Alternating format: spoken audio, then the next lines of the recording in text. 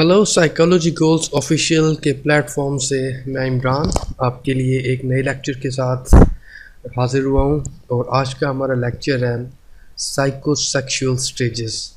Psychosexual stages is a part of psycho analysis, जिसके बारे में हमने अपने लास्ट लेक्चर में हमने कॉन्शियस, प्री कॉन्शियस और अनकॉन्शियस के हवाले से पढ़ा था। तो इसी का एक और पार्ट है साइकोसेक्सुअल स्टेजेस। साइकोसेक्सुअल स्टेजेस को भी ज़ाहिर है सिगमंड फ्राइड ने ही ये स्टेजेस बताई थी। और इसके मुताबिक बेसिकली इसका मैं आपको थोड़ा सा इंसाइट देना चाह रहा हूँ, वो ये है कि सिगमंड फ्राइड ने कहा था कि साइकोसेक्सुअल स्टेजेस या साइकोसेक्सुअल डेवलपमेंट जो है that is important for what, that is important for the development of a children.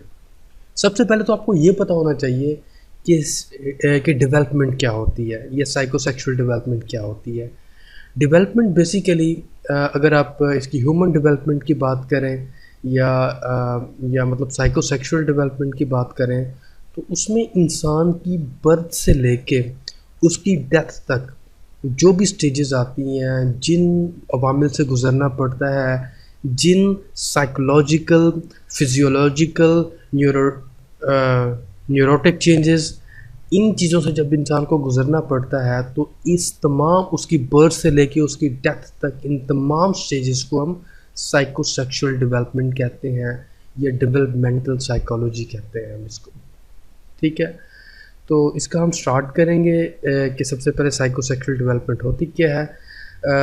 The theory of psychosexual development was proposed by the famous psychoanalyst Sigmund Freud and described how personality developed over the course of childhood. इसमें जो Sigmund Freud का जो सबसे main focus था वो था कि childhood के पीरियड के अंदर जो इंसान की पर्सनैलिटी डेवलपमेंट होती है वो कैसे होती है। ठीक है, so that was a primary purpose of psychosexual developmental stages. Next है development of children played an important role in the personality. जी हाँ, पर्सनैलिटी में बच्चों की जो डेवलपमेंट होती है वो बड़ा अहम रोल प्ले करती है फ्राइड के मुताबिक। If these psychological stages are completely successfully a healthy personality in the result, अगर ये तमाम स्टेजेस जो है ये सक्सेसफुली कंप्लीट हो जाती हैं, इनके अंदर कोई फ्लॉ नहीं आता, इनके अंदर कोई प्रॉब्लम नहीं आता, तो हेल्दी पर्सनैलिटी डेवलप होती है। इंसान की पर्सनैलिटी के अंदर एक पॉजिटिव चेंज आता है।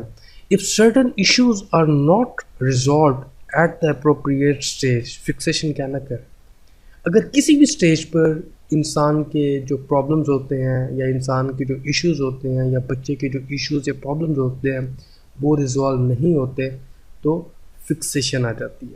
अब फिक्सेशन क्या चीज़ है? अब fixation is a persistent focus on an earlier stage until the conflict is resolved. The individual will remain stuck in this stage. Fixation बोलते हैं बेसिकली एक जगह पर फिक्स हो जाना। एक जगह पर फिक्स होने का क्या मकसद है? एक जगह पर फिक्स होने का मकसद ये है कि अगर स्टेज 1 में एक इंसान है और उसके बाद स्टेज 2 में आता है, फिर स्टेज 3 में आता है, फिर स्टेज 4 में आता है, फिर स्टेज 5 में आता है, तो अगर स्टेज 1, 2 सक्सेसफुली कंप्लीट कर लेते हैं लेकिन स्टेज 3 के अंदर आकर वो स्ट्रक हो जाता है, स्टेज 3 के में आकर अगर उसको कोई प्रॉब्लम हो जाता है, वो स्टेज 3 को सक्सेसफुली जो है वो उसको जो है कंप्लीट नहीं करता, तो क्या होगा? फिर वो उसी स्टेज में ही रह जाएगा, ना वो नेक्स्ट स्टेज में जाएगा और ना ही उसकी वो वाली स्टेज कंप्लीटली सक्सेसफुली होगी। हाँ, एक है कि जब तक वो स्टेज उसकी कंप्लीटली सक्सेसफुल नहीं होगी तो वो अगली स्टेज में नहीं जा सकेगा। अब इसमें क्या चीज़ आएगी? इसमें ये चीज़ आएगी कि उसकी पर्सनैलिटी के अंदर प्रॉब्लम्स आ सकते हैं। हम अक्सर कहते हैं कि एक इंसान अपनी एज से 5 साल छोटा है यार, थोड़ा सा ग्रो अप करो। इसकी रीज़न क्या होती है? इसकी रीज़न यही होती है कि वो उसकी जो साइकोसेक्सुअल स्टेजेस है सिगमंड फ्राइड के मुताबिक, उनके अंदर किसी ना किसी स्टेज के अंदर फ्लॉ आ गया था, उसमें जो है किसी न किसी स्टेज के अंदर प्रॉब्लम आ गया था। तो उस प्रॉब्लम को मद्देनज़र रखते हुए फ्राइड ने कहा था कि ये सारी स्टेजेस जो है ये कम्प्लीटली सक्सेसफुली कंप्लीट होनी चाहिए। अगर इनमें सक्सेसफुली कंप्लीशन नहीं होगी तो फिक्सेशन आ जाएगी, फिक्सेशन आ जाएगी तो इंसान की पर्सनैलिटी डेवलपमेंट के अंदर प्रॉब्लम आ जाएगी। अब यहाँ पे एग्जांपल दी गई है, for example a person who is fixated at the oral stage may be over dependent on others and may seek oral stimulation through smoking, drinking and eating. Means कि अगर इंसान की ओरल स्टेज ही complete नहीं होती तो उसमें फिर काफ़ी ज़्यादा प्रॉब्लम आ जाते हैं, ओवर डिपेंडेंट इंसान हो जाता है, इंसान जो है स्टिमुलेशन की कोशिश करता है, तो स्मोकिंग, ड्रिंकिंग और ये ईटिंग से रिलेटेड जो है ना उसको प्रॉब्लम्स आ सकते हैं। हम आगे फर्दर स्टेजेस के अंदर भी पढ़ेंगे। सबसे पहली स्टेज है जी ओरल स्टेज। ओरल स्टेज में क्या है, एज रेंज इसकी है जी बर्थ से लेके 1 ईयर, और एरोजीनियस जोन, सेटिस्फैक्ट्री जोन जो है ना इसमें बच्चे का माउथ होता है। During the oral stage, the infant's primary source of infection occurs through the mouth. So, the rooting and sucking reflex is especially important. Oral stage, oral का मतलब होता है बेसिकली माउथ, ठीक है ना जी। अब माउथ के अंदर बच्चे की सबसे इम्पॉर्टेंट क्या चीज़ होती है, एक बच्चा जब पैदा होता है तो जोन सी भी चीज़ उसको मिलती है वो उसको मुंह में डालने की कोशिश करता है, ठीक है। वो फीडिंग जो है अपने मुंह से करता है, कोई चीज़ अगर आसपास पड़ी है वो उठा के अपने मुंह में डालने की कोशिश करता है। उसकी रीज़न क्या है, ओरल स्टिमुलेशन उसकी नीड है। ओरल स्टिमुलेशन उसको उस टाइम में चाहिए होती है सिगमंड फ्राइड के मुताबिक। The mouth is vital for eating and the infants drives pleasure from oral stimulation through gratifying activities such as tasting and sucking. तो बच्चा इस एज में जो है वो ऐसी एक्टिविटीज़ करता है जिसको माउथ से उसको स्टिमुलेशन मिलती हो, माउथ से उसको सेटिस्फैक्शन मिलती हो, ठीक है ना। वो चीज़ों को टेस्ट करता है, चीज़ों को सक करने की कोशिश करता है।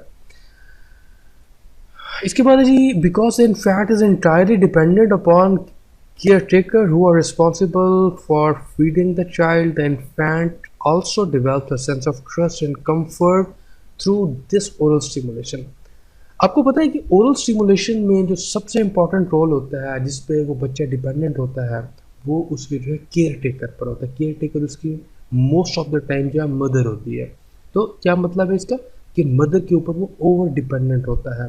तो अगर मदर उसके साथ एक अच्छा बिहेव करती है, उसकी ओरल स्टिमुलेशन का ख्याल रखती है, तो क्या चीज़ होती है, सेंस ऑफ ट्रस्ट होता है। बच्चे को ट्रस्ट होता है और बच्चा जो है कंफर्टेबल महसूस करता है, अपने आप को सिक्योर महसूस करता है, और जब भी उसको ओरल स्टिमुलेशन की ज़रूरत होती है वो मदर उसकी वो विश जो है पूरी करती है। Freud believed that individual would have issues with dependency or aggression. अगर वो oral stimulation उनकी complete नहीं होती तो फ्राइड के मुताबिक क्या हो सकता है कि वो उनको डिपेंडेंस के इश्यूज हो सकते हैं, उनके अंदर गुस्सा उनके अंदर जो है ये ज़्यादा आ सकता है। Oral fixation can result in problems with drinking, eating, smoking और नेल बाइटिंग। जब ओरल स्टिमुलेशन होगी, जब ओरल स्टिमुलेशन उसकी कंप्लीट नहीं होगी, उसके केयर टेकर उसका ख्याल नहीं रखेंगे, तो जो आगे फर्दर प्रॉब्लम्स हो सकते हैं वो ड्रिंकिंग से रिलेटेड हो सकते हैं, ईटिंग से रिलेटेड हो सकते हैं, smoking, nail biting, even thumb sucking is another fixation of oral stimulation.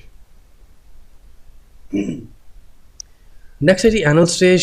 Anal stage में इसकी एज रेंज जो है वो 1 से 3 ईयर है सिगमंड फ्राइड के मुताबिक, और एरोजेनियस जोन जो है वो toilet training and bladder control होता है, बाउल एंड ब्लैडर कंट्रोल होता है इसमें। इसके अंदर बेसिकली जो इंपॉर्टेंट चीज़ होती है एनल स्टेज के अंदर वो टॉयलेट ट्रेनिंग होती है। इसके अंदर क्या है जी, during the anal stage Freud believe that the primary focus of the child is on controlling bladder and bowel movement. इंसान अपने ब्लैडर पर कंट्रोल करता है, उसको अगर किसी भी किस्म की कोई हाजत महसूस होती है तो उस पर इस एज के अंदर उसका कंट्रोल होता है, या इस एज के अंदर उसकी ट्रेनिंग वो कंप्लीट होनी चाहिए। The major conflict at this stage is toilet training. The child has to learn to control his or her body needs. इस एज में जो है 1 से 3 ईयर्स की एज में बच्चा क्योंकि ग्रो कर रहा होता है, तो इस एज के अंदर उसको इससे अगर उसका वो प्रॉपर उस बच्चे का ख्याल ना रखा जाए तो क्या चीज़ हो सकती है, उसके अंदर काफ़ी सारे इश्यूज आ सकते हैं, क्लीनलीनेस से रिलेटेड इश्यूज आ सकते हैं, जो हम आगे जाकर मज़ीद इसको हम स्टडी करेंगे। Anal stage developing this control leads to a sense of accomplishment and independence. अगर इस स्टेज के अंदर डेवलपमेंट अच्छी हो जाती है और इंसान की जो टॉयलेट ट्रेनिंग है वो कम्प्लीटली सक्सेसफुल हो जाती है, तो अ सेंस ऑफ अकम्पलिशमेंट और इंडिपेंडेंस एक बच्चा फील करता है। According to Freud, success at this stage is dependent upon the way in which parents approach the toilet training. Fried के मुताबिक सक्सेस उस सूरत में होती है जब एक बच्चे के पेरेंट्स जो हैं वो उसकी टॉयलेट ट्रेनिंग के हवाले से बहुत ज़्यादा केयरफुल होते हैं, बहुत ज़्यादा उनकी जो अप्रोच होती है टॉयलेट ट्रेनिंग की वो बहुत ही पॉजिटिव होती है। वो किस तरह हो सकती है? वो इस तरह हो सकती है कि जी parents who utilise praise and rewards for using the toilet at the appropriate time encourage positive outcomes and help children feel capable and productive. मतलब ये हुआ कि जब भी बच्चे को टॉयलेट की ज़रूरत पड़ती है तो और वो बच्चा अपने पेरेंट्स को बताता है या कोई इस तरह की चीज़ मतलब कोई इंडिकेशन अपने पेरेंट्स को देता है, तो अगर पेरेंट्स इस चीज़ पे उस बच्चे को प्रेज़ करेंगे, उस बच्चे को रिवॉर्ड्स देंगे, तो क्या होगा? एक एक जो प्रोडक्टिव रिस्पॉन्स आएगा बच्चे का, एक बच्चे का जो है एक उसकी एक पॉजिटिव फीलिंग आएगी। नेक्स्ट टाइम बच्चा खुद से जाके जो है ना वो अपने पेरेंट्स को गाइड करेगा, तो उसमें फिर जो पेरेंट्स होते हैं वो बच्चे को टॉयलेट ट्रेनिंग के हवाले से जो है डिफरेंट किस्म के जो है तरीके भी बताते होते हैं। Freud believe that the positive experiences during this stage served as the basis for people to become competent, productive and creative adults. अगर फ्राइड ने कहा कि अगर इस स्टेज में पॉजिटिव एक्सपीरियंस एक बच्चे का हो और वो अपनी टॉयलेट ट्रेनिंग सक्सेसफुली कंप्लीट कर ले तो कॉम्पिटेंसी आ जाती है, प्रोडक्टिवनेस आ जाती है और क्रिएटिविटी आ जाती है जब वो एक इंसान बड़ा होता है उस टाइम में। However not all parents provide this support and encouragement that children need during this stage. Some parents instead punish, ridicule or shame a child for accidents. Fried ने कहा कि तमाम जो पेरेंट्स होते हैं वो अपने बच्चे को प्रेस नहीं करते, अपने बच्चे को इनकरेज नहीं करते इस स्टेज के अंदर, एनल स्टेज के अंदर, क्योंकि बाज़ औक़ात पेरेंट्स की आपस में जो उनके झगड़े होते हैं, उनके प्रॉब्लम्स होते हैं, उनकी वजह से बच्चा इफेक्ट हो जाता है मोस्टली। और मोस्टली एक जो है मदर की भी एक नेचर बाज़ औक़ात बन जाती है, वो अपने बच्चों के हवाले से जो है ज़्यादा केयर उनको प्रोवाइड नहीं करती, उनको सपोर्ट प्रोवाइड नहीं करती, उनको इनकरेज नहीं करती। तो उस सूरत में क्या चीज़ होती है? उस सूरत में ये होती है कि उन बच्चे का जो कॉन्फिडेंस है वो लॉस हो जाता है और उनको जब भी कोई इस तरह की कोई चीज़ होती है तो अगर पेरेंट्स उनको वो पनिश करेंगे, बच्चे को रेडिक्यूल करेंगे, उनका मजाक उड़ाएंगे, तो that will be very bad. Lack of confidence आएगा बच्चे के अंदर, बच्चे के अंदर क्लीनलीनेस के इश्यूज आएंगे जब वो ग्रो कर जाएगा और उसके अंदर बहुत सारे प्रॉब्लम्स आ सकते हैं। तो इसलिए ये बड़ी इंपॉर्टेंट स्टेज है anal stage. According to Freud inappropriate parent response can result in negative outcome. अगर इनअप्रोप्रिएटली वो पेरेंट्स जो है रिस्पॉन्स करेंगे अपने बच्चे को तो ज़ाहिर है अगर आप एक नेगेटिव रिस्पॉन्स करेंगे तो उसका आउटकम भी कोई पॉजिटिव आने के चांसेस नहीं होते। ठीक है जी, इससे रिलेटेड आगे मजीद जो एक दो स्लाइड्स थी। नंबर 3 पे जी फैलिक स्टेज। फैलिक स्टेज क्या चीज़ है जी? फैलिक स्टेज की एज रेंज है 3 से 6 ईयर और इसका एरोजेनियस जोन जो है वो जेनिटल्स है। Genetics is really important. इसमें ये फैलिक स्टेज में जो है बेसिकली इंसान का फोकस जो है ना, प्राइमरी फोकस वो लिबिडो पे होता है। लिबिडो क्या चीज़ होती है? एक सेक्सुअल एनर्जी होती है। सेक्सुअल एनर्जी क्या चीज़ होती है? एक इंसान के अंदर जो उसकी सेक्सुअल अर्ज होती हैं ये उसको डिफाइन करता है लिबिडो। ठीक है ना, तो लिबिडो का कंसेप्ट आपको क्लियर हो जाना चाहिए। तो इसमें क्या होता है, फैलिक स्टेज के अंदर जो प्राइमरी फोकस होता है वो लिबिडो होता है। इसमें 3 to 6 ईयर होते हैं। इसमें एक तो जो बच्चे होते हैं मेल्स और फीमेल्स के आपस में डिफरेंस इस एज के अंदर आके उनको थोड़ा सा महसूस होता है कि males are different than the females. इसमें 2 तरह के कम्प्लेक्सेस होते हैं, एक ओडिपस कम्प्लेक्स है और दूसरा इलेक्ट्रा कम्प्लेक्स है। ओडिपस कम्प्लेक्स में क्या चीज़ होता है, जो मेल चाइल्ड होता है उसकी फीलिंग्स अपनी मदर के साथ होती हैं और जो इलेक्ट्रा कम्प्लेक्स होता है इसमें क्या चीज़ होती है, जो फीमेल चाइल्ड होती है उसकी जो फीलिंग्स होती है वो अपने फादर के साथ ज़्यादा होती हैं। The 4th one is a latent stage. इसको हम लेटेंसी स्टेज भी कहते हैं। एज रेंज जो है 6 ईयर से 12 ईयर्स या हम इसको कहते हैं 6 ईयर्स टू द पुबर्टी।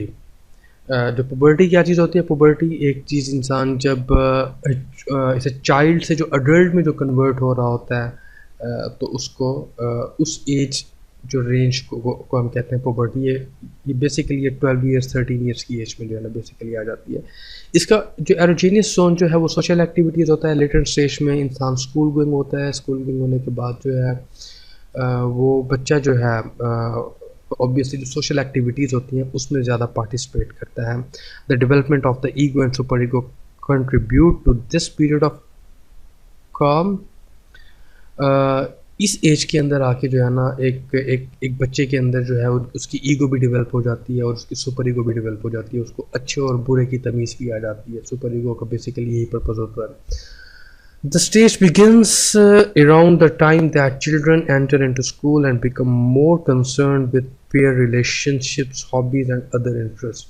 इस एज के अंदर आके बच्चे क्या करते हैं? बच्चे स्कूल गोइंग होते हैं और अपने जो साथ वाले बच्चे हैं उनके साथ रिलेशनशिप्स जो है बिल्ड करने की कोशिश करते हैं। अपनी हॉबीज़ को जो है वो पकड़ने की कोशिश करते हैं और डिसाइड करते हैं कि उनकी हॉबीज़ क्या चीज़ है।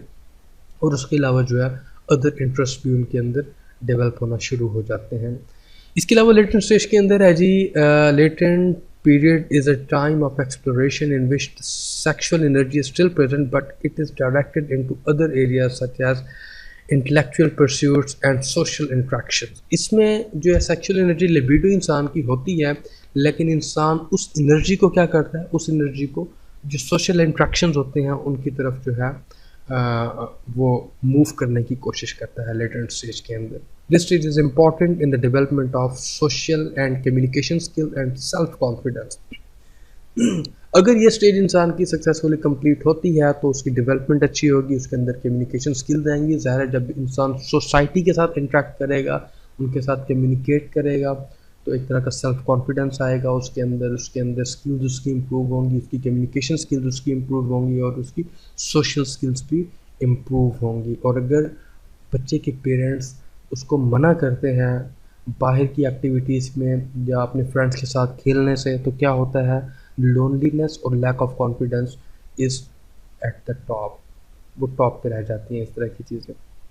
If parents too much strict on the social interaction of children, then problems like loneliness, lack of confidence, etc. can emerge. वही सेम बात जो मैंने अभी आपको की है।